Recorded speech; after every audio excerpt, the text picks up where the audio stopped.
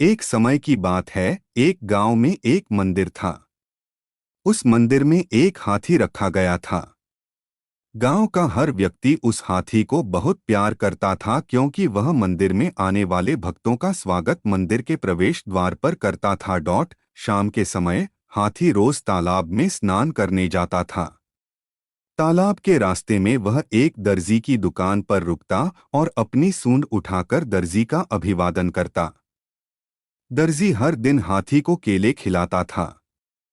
हाथी केले को निगलकर अपनी सूंड उठाकर दर्जी का धन्यवाद करता और फिर आगे बढ़ जाता। एक दिन दर्जी का मूड बहुत खराब था क्योंकि उसकी एक ग्राहक से बहस हो गई थी। उसी शाम जब हाथी हमेशा की तरह दर्जी का अभिवादन करने आया और केले के लिए अपनी सूंड बढ़ाई तो दर्जी ने सुई चुभो दी। हाथी दर्द से चिल्लाया और दर्जी जोर जोर से हंसने लगा। अगले दिन हाथी रोज की तरह तालाब में नहाने गया।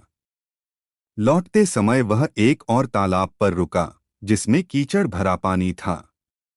हाथी ने अपने शरीर में कीचड़ भरा और फिर दर्जी की दुकान की ओर बढ़ चला। दर्जी अपने काम में व्यस्त था।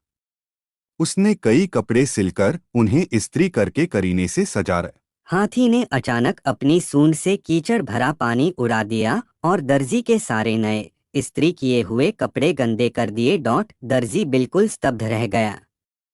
उसने हाथ जोड़कर हाथी से कहा, मुझे सबक मिल गया दोस्त, मैंने तुम्हारे साथ बुरा किया था और तुमने मुझे उसी का जवाब दिया है।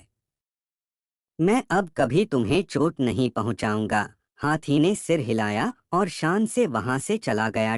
कहानी की सीख, जैसा करोगे वैसा भरोगे, टिट फॉर टाट। अगर आपको यह वीडियो पसंद आया हो तो कृपया लाइक करें और मेरे चैनल को सब्सक्राइब करें और भी वीडियो पाने के लिए बेल आइकन दबाएं।